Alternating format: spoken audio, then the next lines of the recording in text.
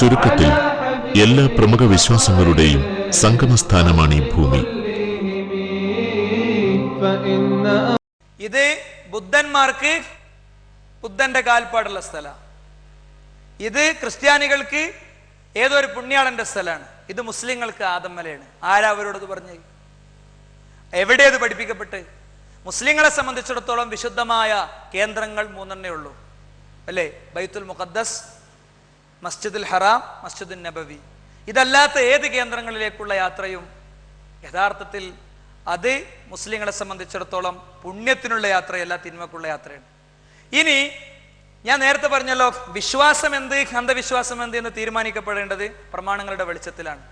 എല്ലാ മതങ്ങളിലുള്ളതാണ് മന്ത്രവും മന്ത്രവാദവും അതേപോലെ തന്നെ തടകലും ഒക്കെ. അമ്മയുടെ ഒരു സീന് നിങ്ങൾ കണ്ടു നോക്കൂ.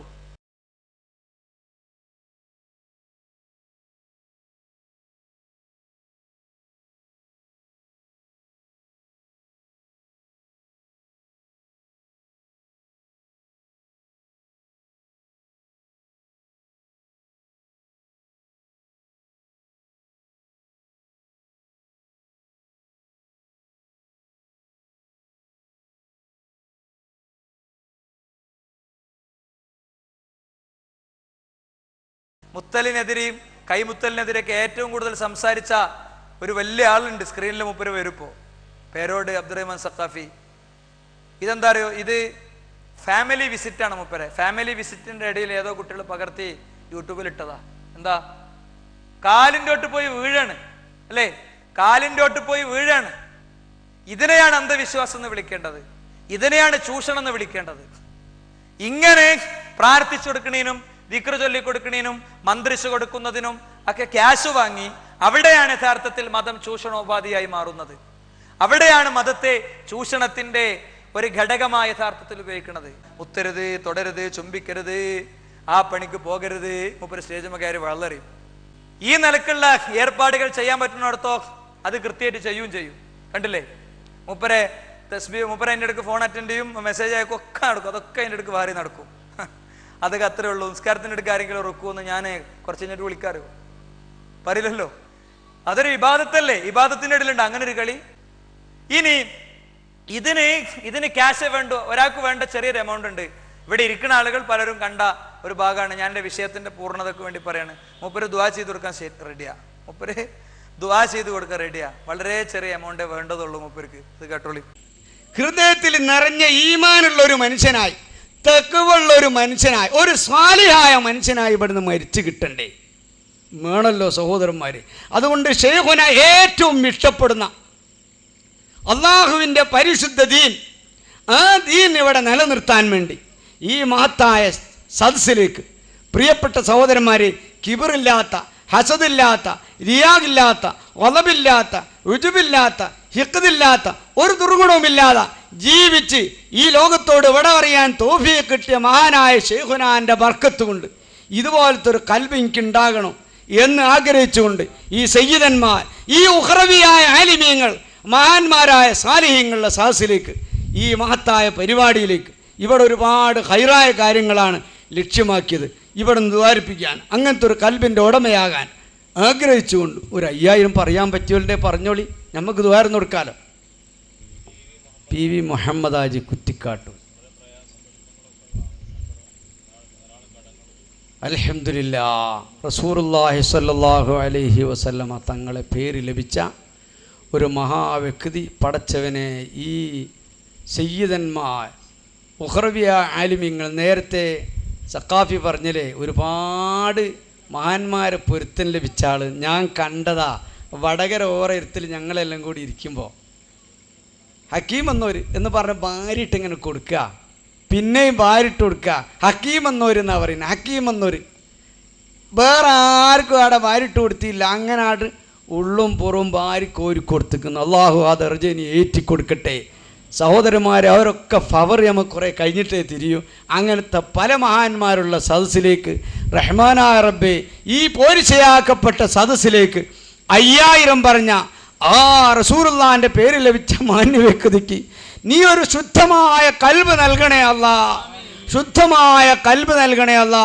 ഈ പറയപ്പെട്ട ഒരു ദുർഗുണവുമില്ലാത്ത കൽബിൻ്റെ ഉടമയായി നിറഞ്ഞ ഈമാൻ തഖ്വയുടെ പ്രകാശമുള്ള ഹൃദയത്തിൻ്റെ ഉടമയായി അദ്ദേഹത്തെ നീ.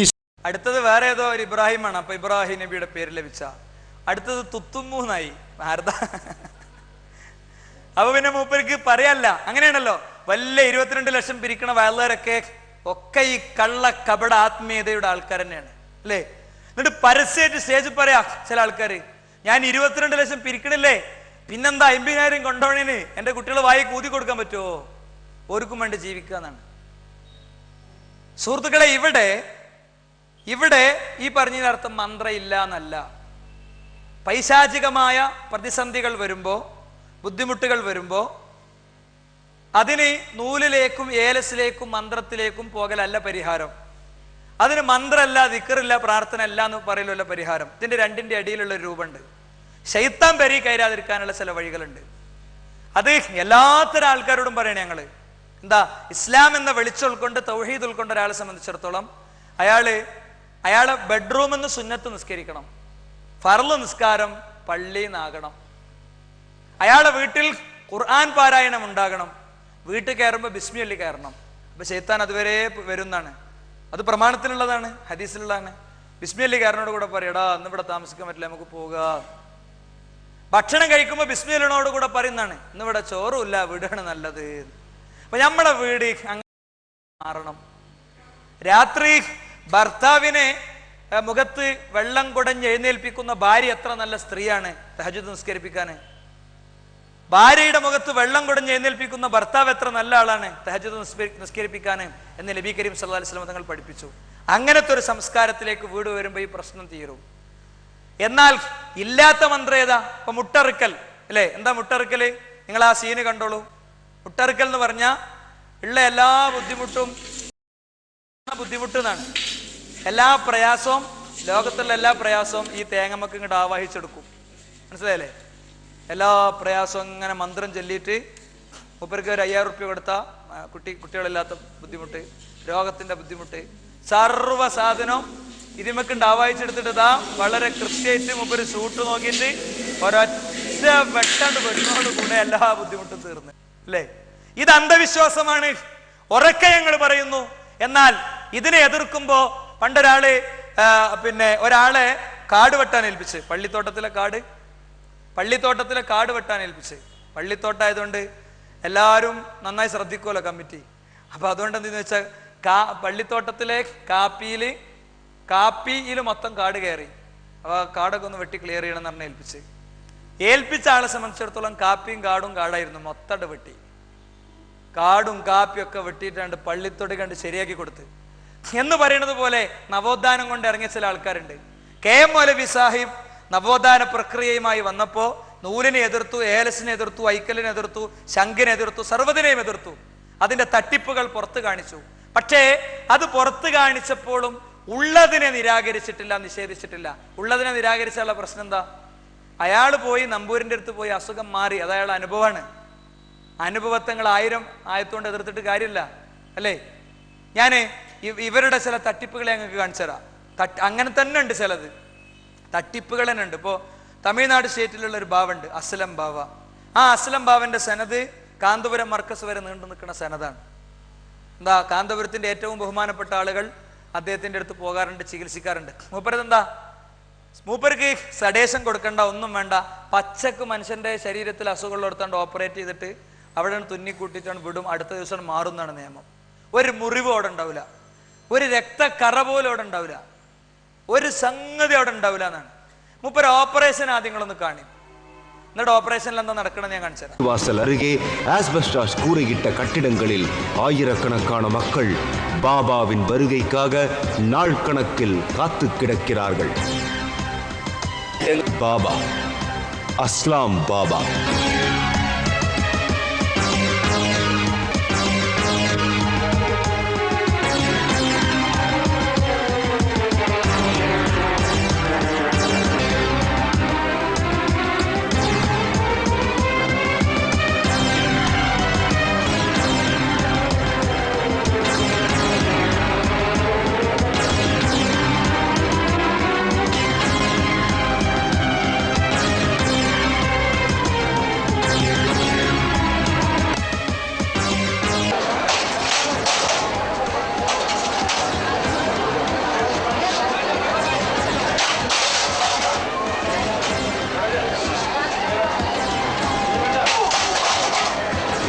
கால்வலி என வருபவர்களுக்கு அவர்களின் ஊன்றுகோலை வாங்கி காலிலேயே அடிக்கிறார்.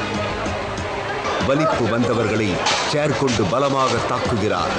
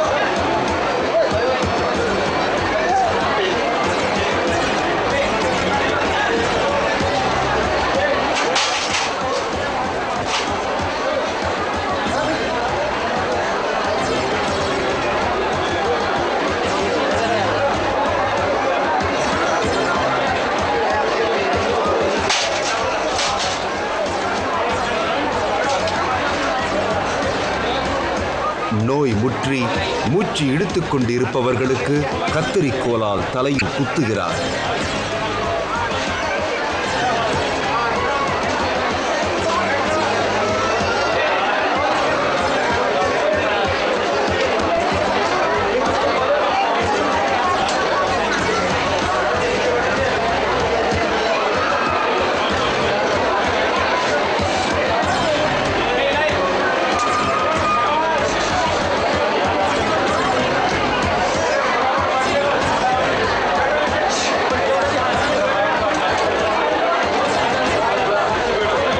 அதிர்ச்சியடைய வைக்கிறதா இது?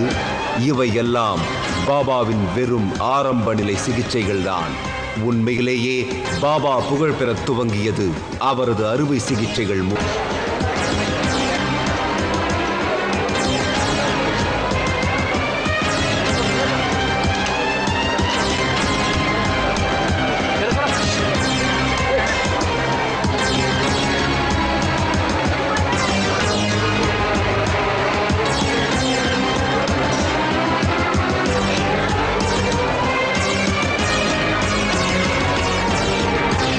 சில நிமிடங்களில் சிறுநீரக கற்களை அகற்றி கையிலேயே கொடுத்தனுப்புகிறார், தழும்புகள் எதுவும் இல்லாமல்.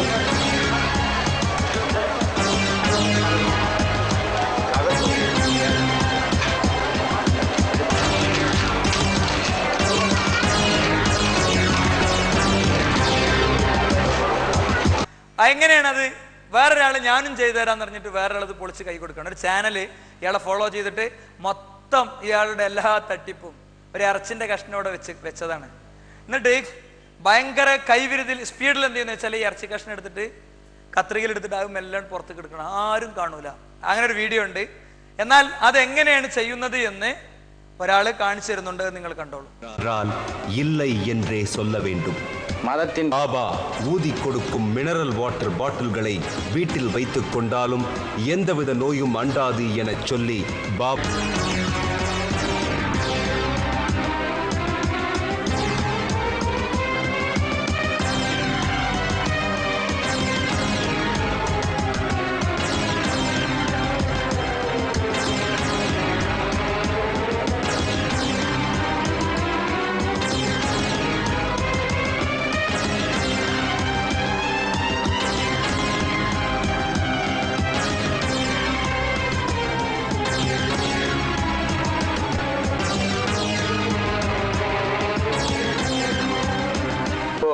ஆப்ரேஷன் பார்த்தீங்க இல்லையா?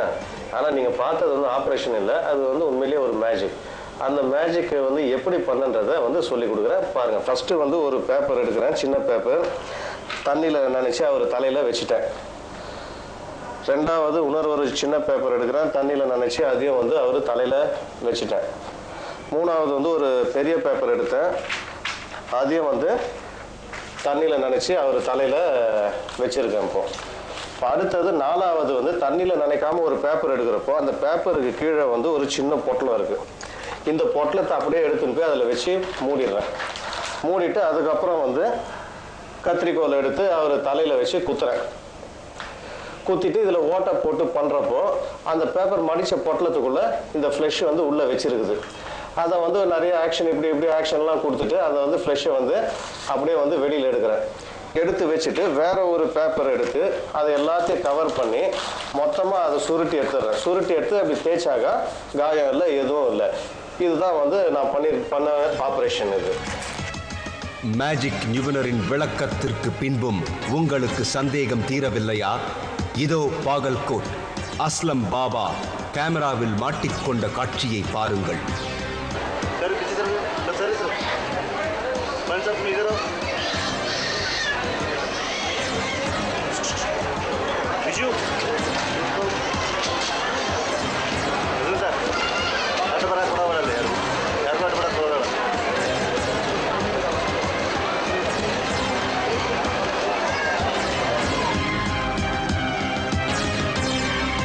இன்னும் புரியவில்லையா?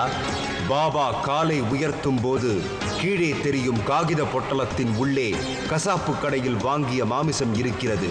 இந்த பொட்டலத்தை பாபா எப்படி தந்திரமாக தன் கையில் உள்ள காகிதத்தினால் மறைத்து எடுக்கிறார் என பாருங்கள்.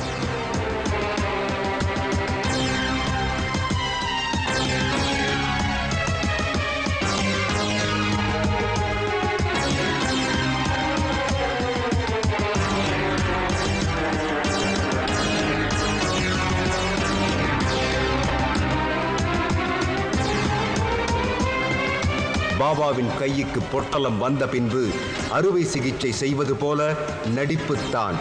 அந்த மாமிச துண்டையே கட்டி என வெட்டி வெளியில் எடுக்கிறார். அப்புறம் என்ன, சுற்றி இருக்கும் மக்கள் ஏமாந்துதான் போவார்கள். ஆயிரக்கணக்கான மக்களின் முன்பு அறுவை சிகிச்சை என்ற பெயரில் பட்டவர்த்தனமாக ஏமாற்றும் பாகல்கோட் அஸ்லாம் பாபா அதில் ஒருவர் மட்டுமே. இன்று கோடிக்கணக்கில் பணம் சம்பாதித்து தன் சுய சொத்து மதிப்பை உயர்த்தி கொண்ட அஸ்லாம் பாபாவை சட்டம் தகுந்த முறையில் தண்டிக்க வேண்டும். இதுவரை நாங்கள் காட்டியது 7 வருடமாக தொடர்ந்து மக்களை ஏமாற்றி வரும் அஸ்லாம் பாபாவை பற்றிய ஒரு சிறு விழிப்புணர்வுதான். ஏமாறுவதற்கு தயாராக இருக்கும் வரை ஏமாற்றுவதற்கு அஸ்லாம் பாபாவை போல் பலர் உருவாகிக் கொண்டேதான் இருப்பார்கள்.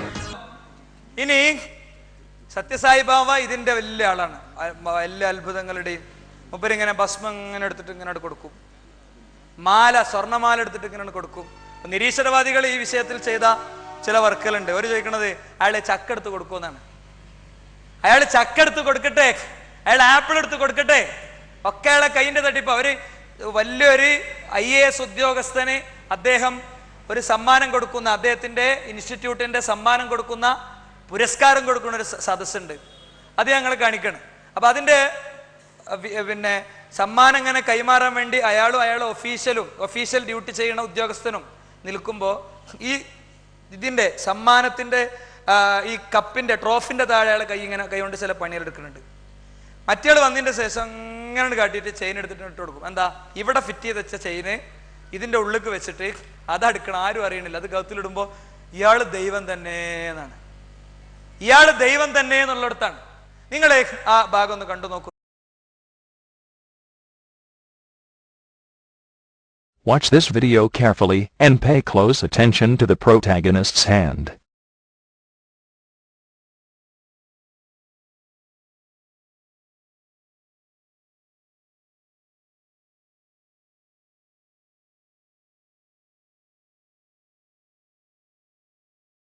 Closely watch this video once more. You will see the person's hands fumbling underneath the trophy, as if searching for something. Note, in particular, the hurried manner in which he pulls back his hands when the trophy is moved back.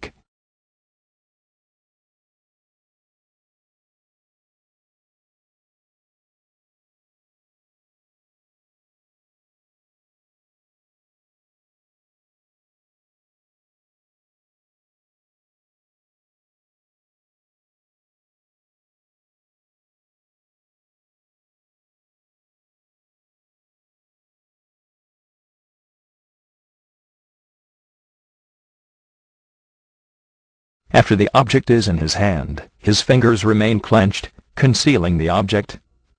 The purpose of moving the hand around is that it makes it harder to see the concealed object. This video of Sai Baba is now being circulated secretly in India. It appears to show the godman using a stage magician's trick to produce a gold necklace for a distinguished guest. Just before he hands over an award, his fingers seem to be searching for something underneath the wooden box. He then draws back his hand, waves it around, and the necklace appears as if from thin air. The event was witnessed by India's Prime Minister and recorded by the state-controlled Indian television network. But after an editor drew attention to the apparent trickery, this footage was not broadcast. അടുത്തത് ഭസ്മം എടുക്കലാണ്. ഭസ്മം എന്തെന്ന് വെച്ചാൽ മുമ്പ് ഇങ്ങനെ കയ്യിൽ നിന്ന് എടുത്തിട്ട് അനുയായികൾക്ക് ഇങ്ങനെ വിതരണം ചെയ്യും. അതെന്താ? അതൊരു പ്രത്യേക ടൈപ്പ് ഗുളികയാണ്. ആ ഗുളികയാണ് അവിടെ കാണിച്ചേ. ഒരു ക്യാപ്സൂളാണ്. ഇങ്ങനെ പരട്ടിന് ഇങ്ങനെ കയ്യിൽ വിരലിലിട്ട് ഇങ്ങനെ ഞെക്കിണിനനുസരിച്ച് ഇങ്ങനെ കൂടി കൂടി വരും. ഒരു ചെറിയ പീസ് എടുത്തിട്ട് കയ്യിൽ വെച്ചിട്ട് എത്ര എങ്ങനെ ആക്കിയോ അതിനനുസരിച്ച് എന്ത് ചെയ്യും? അത് കൂടി കൂടി വരും. അതാണ് എടുത്തു കൊടുക്കുന്നത്. അതാണ് അവിടെ കാണിക്കുന്നത്. നിങ്ങൾ കണ്ടോളൂ. A professional magician would consider this a cheap, elementary trick. A pill of compressed ash is hidden between one's fingers, and while the hand is moved around, this pill is crushed down to ash. There are 2 steps to this trick. Step number 1. Skillfully hide the pill between one's fingers when no one is noticing. Step number 2. The pill is crushed down to ash with the thumb while moving the hand to keep others from seeing the pill being crushed.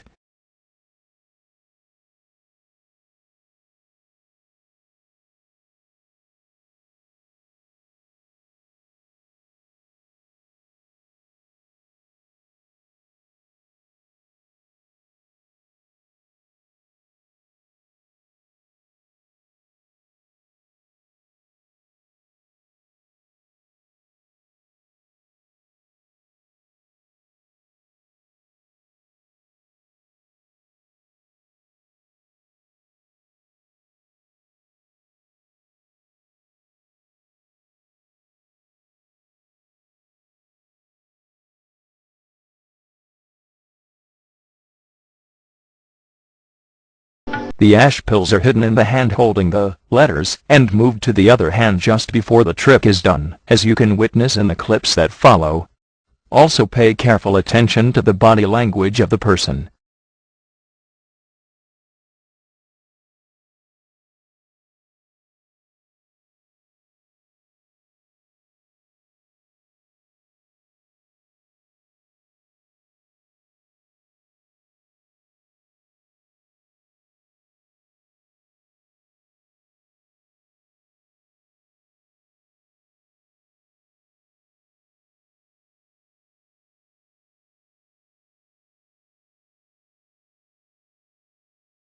Another instance.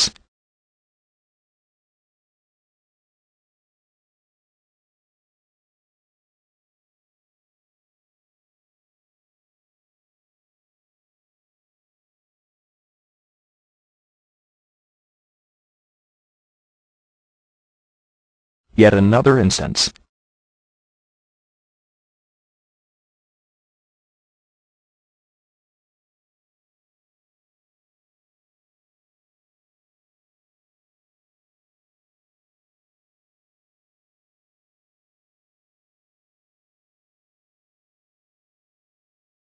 It's only too clear in this one.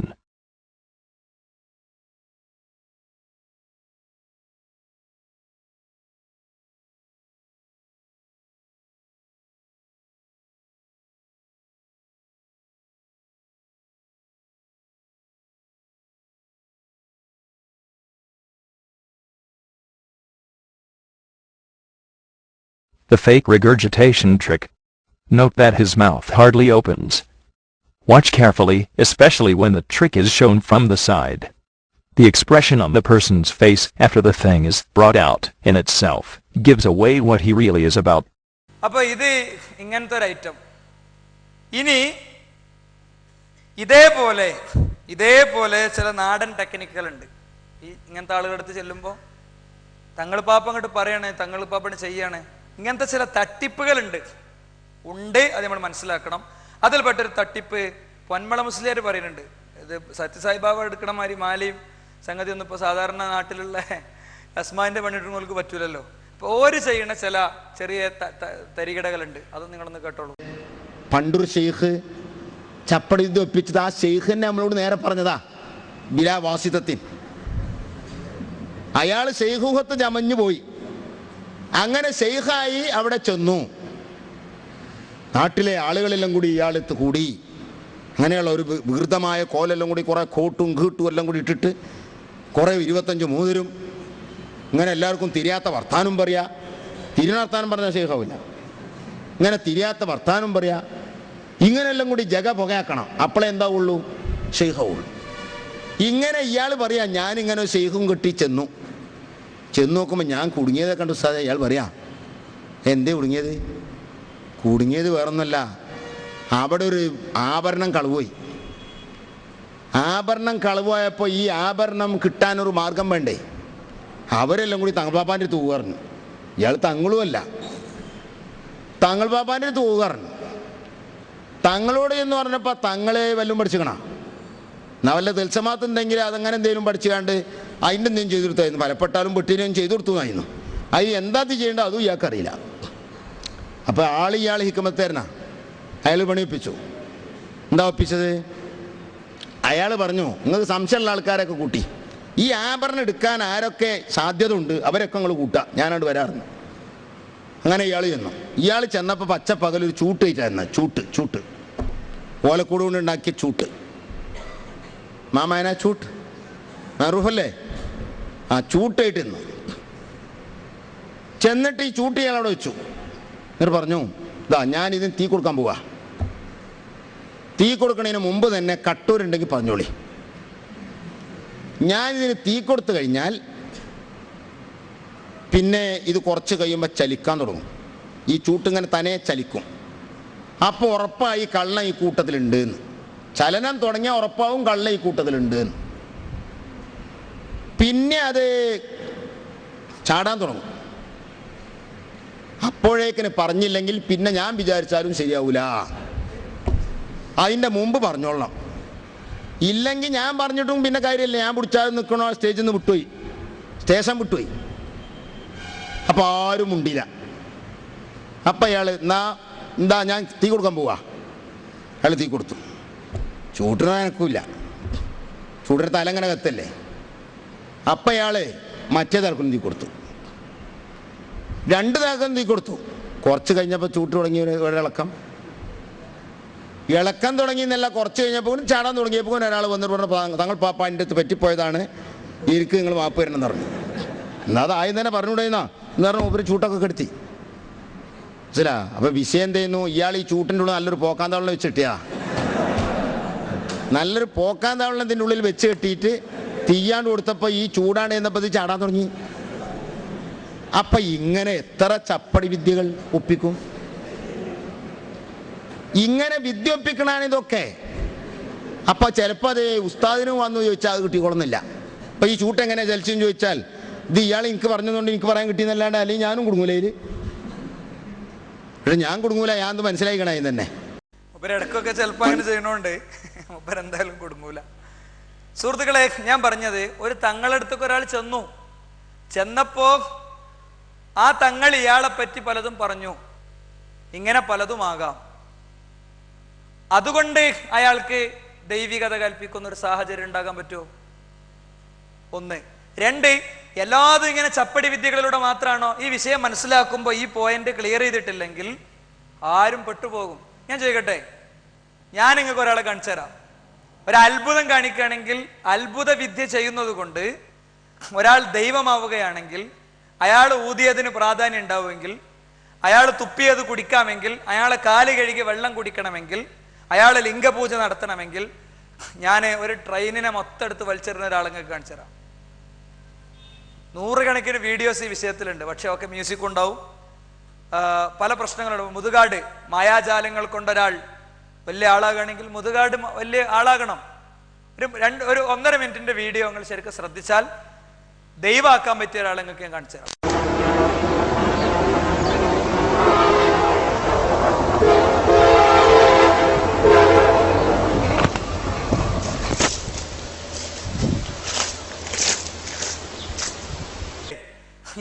ഇങ്ങനത്തെ പല ജാതി തട്ടിപ്പ് എന്ത് ചെയ്യും? ഇതൊരു video editing ആണ്, ഇത് വേറൊന്നുമല്ല. ഇതേപോലെ എന്താ കൈയിന്റെ ടെക്നിക്കുകൾ കൊണ്ട് പലതും ചെയ്യും. എന്നാൽ ഇത് മാത്രമാണുള്ളത്. നവോത്ഥാനം പറയുന്ന പലരും ഇവിടെ പറഞ്ഞു നിർത്തും. അതുകൊണ്ട് ജനങ്ങൾ നൂലൊഴിവാക്കൂല. ഞങ്ങൾക്ക് പറഞ്ഞുതരാം. സിദ്ധന്റെ അടുത്ത്, ജ്യോത്സ്യന്റെ അടുത്ത്, ബാബന്റെ അടുത്ത്, അമ്മന്റെ അടുത്ത്, തങ്ങളെടുത്ത് ചെന്നപ്പോ തങ്ങൾ പറയാ, 3-ാം തീയതി ആയിരുന്നുല്ലേ, 1 മണിക്കൂർ മുമ്പ് വിളിച്ചുല്ലേ, നിന്റെ ഒരു കിഡ്നി മാറ്റി വെച്ചിട്ടുണ്ടല്ലേ, ഒക്കെ ഇങ്ങനെ പറയണേ. ഇതൊക്കെ തട്ടിപ്പോണ്ട് മാത്രമാകോ? അയാൾ ഏജന്റ് വിളിച്ചു പറഞ്ഞു കൊടുത്തതാകാം. എന്നാൽ അയാളുടെ ഈ വിഷയത്തിൽ, ഇങ്ങനത്തെ വിഷയത്തിൽ നേരിട്ട് അനുഭവിച്ച ഒരാളോട്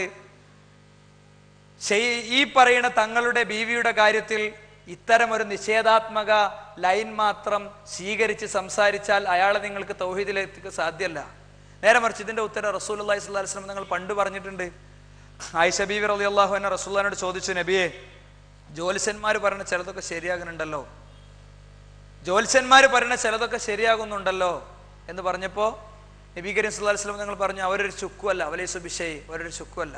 പിന്നെയോ, അവർക്ക് ശൈത്താൻ അവരുടെ കരീൻ ചിലത് കൊണ്ടുവന്നു കൊടുക്കും. ആ കൊണ്ടുവന്നു കൊടുത്തതിലൂടെ 100 കളവുകൾ കൂടി കൂട്ടിച്ചേർത്തിട്ട് എന്ത് ചെയ്യും?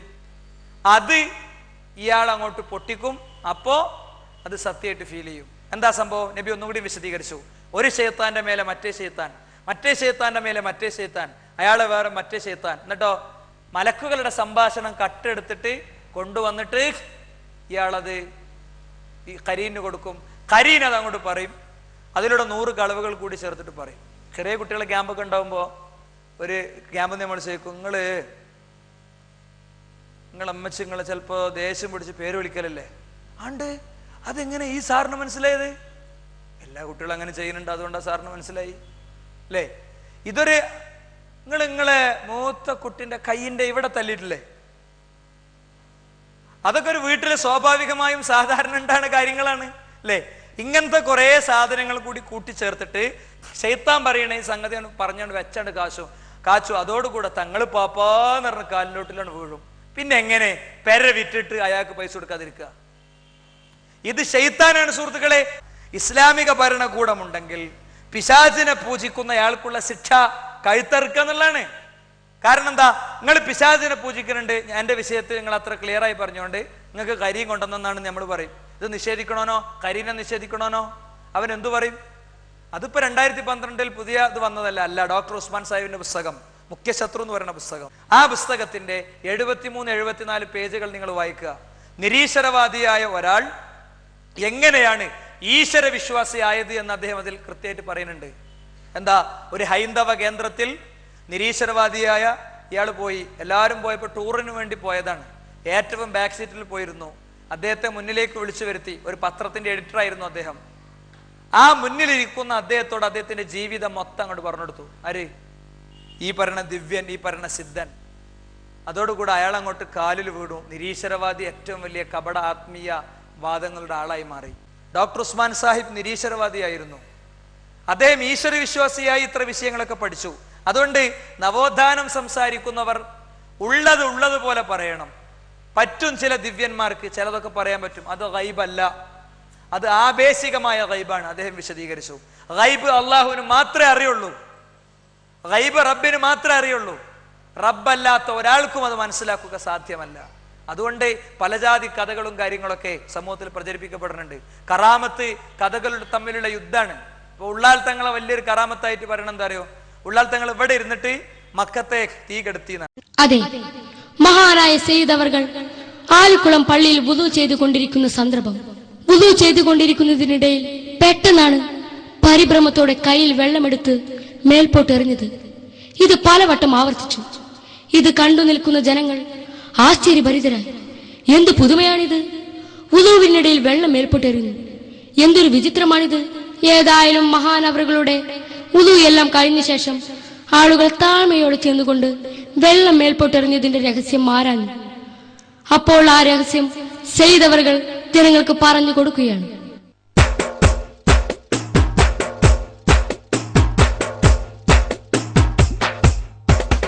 അല്ല ജനങ്ങളെ, നിങ്ങളറിഞ്ഞില്ലേ കേട്ടില്ലേ?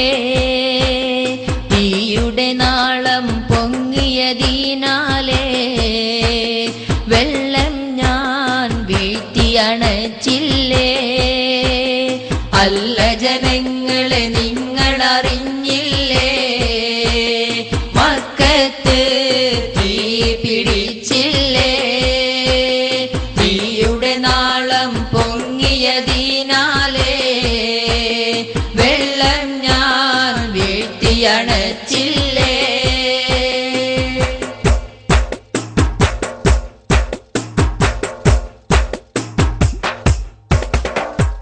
ആരുമാരും അറിയാതെ ഈ ചെയ്ത അജബിന്റെ അസ്റാർ പുതുമയാൽ ജനം കേട്ടില്ലേ? അതെ, സെയ്ദ് അവർകൾ വുളു ചെയ്തുകൊണ്ടിരുന്നപ്പോൾ ആകാശത്തേക്ക് വെള്ളമെറിഞ്ഞതിന്റെ രഹസ്യം എന്താണെന്ന് ജനങ്ങൾ ആദരവോടെ ചോദിച്ചപ്പോൾ തങ്ങൾ പറഞ്ഞു, മക്കയിൽ ഹറം ഷെരീഫിന് തീപിടിച്ചത് കണ്ട് ഞാൻ വെള്ളം എറിഞ്ഞ് തീയണച്ചതാണ്. ജനങ്ങൾക്കൊന്നും മനസ്സിലായില്ല. പക്ഷേ 2 മാസം കഴിഞ്ഞപ്പോൾ ഉള്ളാളത്ത് നിന്ന് ഹജ്ജിന് പോയ ആളുകൾ തിരിച്ചു വന്നു. അവർ ആ യാഥാർത്ഥ്യം പറഞ്ഞു. ഹറം ഷെരീഫിന് തീപിടിച്ചെന്നും ജനങ്ങൾ ഭയവിഹ്വലരായി പരക്കം പാഞ്ഞപ്പോൾ ഏതോ അദൃശ്യ ശക്തി പോലെ മേലെ നിന്ന് വെള്ളം വന്ന് വീഴുകയും തീ അണയുകയും ചെയ്തെന്ന് കേട്ടപ്പോൾ ജനങ്ങൾ കോരിത്തരിച്ചു. സെയ്ദ് അവர்களോടുള്ള ബഹുമാനാദരവ് അവർക്ക് വർദ്ധിച്ചു. ചാലിയത്തെ ശേഖം എന്ത് ചെയ്തു? തീ കെടുത്തി.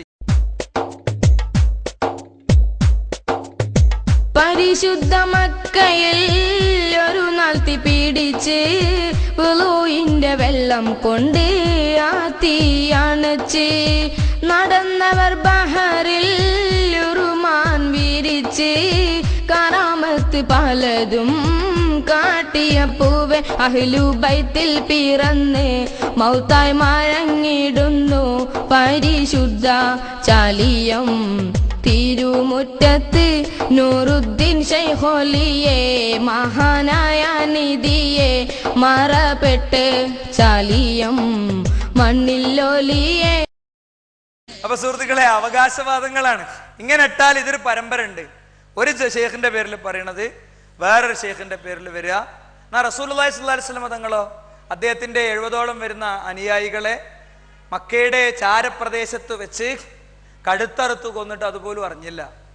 അവിടെ വെച്ച് അവർ പറഞ്ഞത് എന്താ? പഠിച്ചോനെ, ഞങ്ങളെ നബിയെ ഈ വിവരം നീ അറിയിക്കണം എന്നാ. എന്ന് പറഞ്ഞാൽ റസൂലുള്ളാഹിക്ക് അത് അറിയാനുള്ള കഴിവുണ്ട് എന്ന് അവർ വിശ്വസിച്ചില്ല. ഞാൻ അവസാനിപ്പിക്കുകയാണ്. ഇവിടെ നമ്മൾ ക്ലിയർ ചെയ്ത് മനസ്സിലാക്കേണ്ട കാര്യം, നൂലിൽ നിന്നും ഏലസിൽ നിന്നും ഐക്കല്ലിൽ നിന്നും ഉറുക്കിൽ നിന്നും കപട ആത്മീയവാദികളിൽ നിന്നും ഒക്കെ ജനങ്ങളെ മോചിപ്പിക്കണമെങ്കിൽ, ഞാൻ പറഞ്ഞതിൻ്റെ ടോട്ടൽ ചുരുക്കം കൂടി കേട്ട് നമ്മൾ എഴുന്നേൽക്കുക. 3 പോയിന്റാണ് എനിക്ക് പറയാനുള്ളത്. അതിൽ നിന്ന് രക്ഷപ്പെടണമെങ്കിൽ നമ്മൾ അള്ളാഹുവിനെ സംബന്ധിച്ച ബോധ്യം ജനങ്ങൾക്ക് കൈമാറണം. തവക്കുലിന്റെ ആഴം നമ്മൾ തിരിച്ചറിയണം. തവക്കുലിന്റെ ഗൗരവം നമുക്കുണ്ടാകണം. അത്രയും വ്യവസ്ഥാപിതമായ അത്ഭുതകരമായ ശാരീരിക ഘടന നമുക്ക് നൽകിയ റബ്ബ് അവനെ വിട്ടിട്ട് ഏലസിലേക്കും ഐക്കലിലേക്കും കുറുക്കിലേക്കും മോതിരത്തിലേക്കും മഖാമിലേക്കും പുണ്യാത്മാക്കളിലേക്കും പോകരുത്. നിങ്ങളുടെ റബ്ബ് നിങ്ങളുടെ തൊട്ടടുത്തുണ്ട്. കാതിന് പിടിച്ച് ചുണ്ടുകൊണ്ട് കാതിൽ സ്വകാര്യം പറയുന്നത് പോലെ അതിലേറെ മൃദുലമായ റബ്ബ് പറയാണ്, ഞാൻ നിങ്ങളെ കൂടെ ഉണ്ട്, നിങ്ങൾ എന്നോട് ചോദിച്ചോ. ആ സൃഷ്ടികർത്താവിലേക്ക് മനുഷ്യൻ തിരിച്ചു വരലാണ് പരിഹാരം. 2, ഇത്തരം കാര്യങ്ങളിലുള്ള വിളയേത് കളയേത് ശരിയേത് തെറ്റേത് എന്നത് നിർവചിക്കാൻ നമുക്ക് പറ്റണം. മൊത്തം കാര്യങ്ങളെ അന്ധവിശ്വാസമായി നിരാകരിക്കരുത്. പ്രമാണങ്ങളിൽ പഠിപ്പിക്കപ്പെട്ടത് വിശ്വാസമാണ്. നമ്മുടെ ബുദ്ധിക്ക് അത് യോജിക്കുന്നില്ലെങ്കിലും പ്രമാണങ്ങളിൽ പഠിപ്പിക്കപ്പെട്ടിട്ടില്ലെങ്കിൽ അന്ധവിശ്വാസമാണ്. അതുകൊണ്ട് ഗുണമുണ്ടായാലും ഗുണമുണ്ടാകും ചിലപ്പോൾ. എപ്പോഴാ? മഹാനായ റസൂൽ സല്ലല്ലാഹു അലൈഹി വസല്ലം തങ്ങൾ പഠിപ്പിച്ചു. റസൂലുള്ളാഹിയുടെ സ്വഹാബിയുടെ വീട്ടിലുള്ള സംഭവം അറിയാ. തങ്ങളെടുത്ത് പോയാൽ ചിലപ്പോൾ ശിഫ ഉണ്ടാവും, തങ്ങളെടുത്ത് പോയാൽ ചിലപ്പോൾ ഭ്രാന്ത് മാറും. ഇവിടെ മാത്രം മുഴിച്ചാൽ നല്ല ക്ലിപ്പാ അല്ലേ? ഇത് മാത്രം കേൾക്കണോന് ഇത് അന്ധവിശ്വാസ. എന്റെ തൗഹീദ് പൊളിഞ്ഞു എന്ന് പറയും. അബ്ദുല്ലാഹ് ബിൻ മസ്ഊദിന്റെ വീട്, അദ്ദേഹം ചെന്നപ്പോൾ ഭാര്യന്റെ കയ്യിൽ ഒരു ചരട്, ഭാര്യന്റെ കയ്യിലെ ചരട് കണ്ട അദ്ദേഹം, ഭാര്യയുടെ കയ്യിലെ ചരട് കണ്ട അദ്ദേഹം എന്ത് ചെയ്യുന്നു? ആ ചരട് അദ്ദേഹം പൊട്ടിക്കുന്നു എന്നിട്ട് ചോദിക്കുന്നത്, എവിടുന്ന് കിട്ടിയതാണ് ഈ ചരട്? ഈ ചരട് നിനക്ക് എവിടുന്ന് കിട്ടി? ഇത് അപ്പുറത്തുള്ള ജൂതൻ തന്നതാണ്. വളരെ ഉഷാറായിട്ടുണ്ടല്ലോ, നമുക്കൊന്ന് പോയി വാങ്ങാൻ, 2 എനിക്കും കൂടി വാങ്ങിക്കൂടായിരുന്നു എന്നല്ല. പിന്നെയോ അദ്ദേഹം എന്താ ചെയ്തത്? അത് പൊട്ടിച്ചു. അബ്ദുല്ലാന്റെ വീട്ടിലാണോ ഷിർക്ക് എന്ന് ചോദിച്ചു. ഇത് കെട്ടുമ്പോൾ എൻ്റെ കണ്ണിന്റെ ഒരു മൂവ്മെന്റ് ഉണ്ട്, ഒരു ഇളക്കം. അതേപോലെ കണ്ണിന്ന് ഇങ്ങനെ വെള്ളം വരുന്ന ഒരു പ്രശ്നം, അത് മാറുന്നുണ്ടോ? എന്നാ പിന്നെ എന്തായാലും നീ പോയിക്കോന്നല്ല, നിനക്ക് ഞാൻ പരിഹാരം പറഞ്ഞുതരാം. അതേ ആയത്തിനെ കുറിച്ച് പരിഹാരമായിട്ട് പറഞ്ഞു കൊടുത്തു. അപ്പൊ ഇത് അനുഭവിച്ച ഒരാളെ മുന്നിൽ ഈ വിഷയം പറയുമ്പോൾ പ്രാമാണികമായി തെളിവുകളുടെ വെളിച്ചത്തിൽ പറയണം. പിശാചിനെ പൂജിക്കുന്നവന് പിശാച് ചില കാര്യങ്ങൾ എത്തിച്ചു കൊടുക്കും. അത് ഖുർആന്റെ അവതരണത്തോടു കൂടെ നിന്നു എന്ന പ്രചാരണങ്ങൾ നടത്തുന്നവർ അതിന്റെ തെളിവ് തരണം.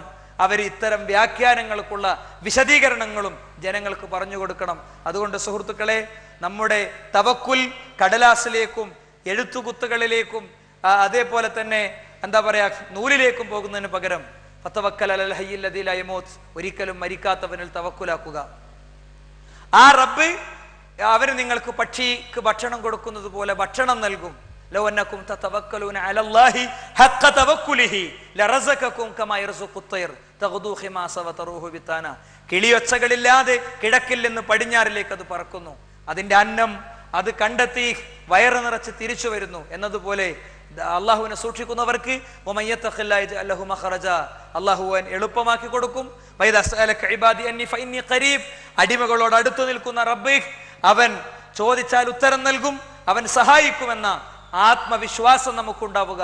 അതുകൊണ്ടാണ് അയ്യൂബ് നബിക്കും യാഖൂബ് നബിക്കും മൂസാ നബിക്കും മുഹമ്മദ് റസൂലുള്ളാഹിക്കും ലോകത്ത് കടന്നു വന്ന അമ്പിയാക്കൾക്കുമൊക്കെ ദുരന്തങ്ങളുടെ എല്ലാം മുന്നിൽ റബ്ബി അല്ലാഹ്, എന്റെ രക്ഷിതാവ് റബ്ബാണ്, ഹസ്ബി അല്ലാഹ്, എനിക്ക് അല്ലാഹു മതി എന്ന വിശ്വാസത്തിൽ ഉറച്ചു നിൽക്കാൻ സാധിച്ചത് എന്ന കാര്യം നമ്മളൊക്കെ മനസ്സിലാക്കുക. അള്ളാഹു അനുഗ്രഹിക്കുമാറാകട്ടെ. അവന്റെ പരിശുദ്ധ സ്വർഗത്തെ അവൻ നമുക്ക് പ്രദാനം ചെയ്യുമാറാകട്ടെ. ജീവിതത്തിന്റെ എല്ലാ മേഖലകളിലും അവനെ സൂക്ഷിക്കുന്ന യഥാർത്ഥ മുത്തഖീങ്ങളിൽ അവൻ നമ്മെ ഉൾപ്പെടുത്തുമാറാവട്ടെ.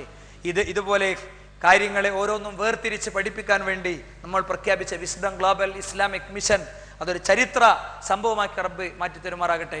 അതിന്റെ ഉദ്ഘാടന സമ്മേളനം മെയ് 11 ഇൻഷാ അള്ളാഹ് കോഴിക്കോട് കടപ്പുറത്ത് നടക്കുന്നു. ഡേറ്റ് വന്നതോടുകൂടെ കല്യാണങ്ങൾ, നിശ്ചയിച്ച കല്യാണങ്ങൾ വരെ മാറ്റിവെച്ച കുടുംബങ്ങളെ എനിക്കറിയാം. അതൊരു നല്ല മെസ്സേജായി പരിഗണിച്ചുകൊണ്ട് നമ്മളെല്ലാവരും നമ്മുടെ സമൂഹത്തിലെ, കുടുംബത്തിലെ, ബന്ധങ്ങളിലെ ഇതര മതവിശ്വാസികൾക്കിടയിലെ ഒക്കെയുള്ള ആളുകളെ അതിൽ പങ്കെടുപ്പിക്കാൻ ബോധപൂർവ്വം ശ്രദ്ധിക്കുക. അള്ളാഹു അനുഗ്രഹിക്കുമാറാകട്ടെ. അവൻ നമ്മെ അവന്റെ മുത്തഖീങ്ങളിൽ ഉൾപ്പെടുത്തുമാറാകട്ടെ. അമീൻ അമീൻ ബിറഹ്മതിക യാ അർഹമർ റഹീമീൻ. വൽഹംദുലില്ലാഹി റബ്ബിൽ ആലമീൻ. വസല്ലല്ലാഹു അലാ മുഹമ്മദ്.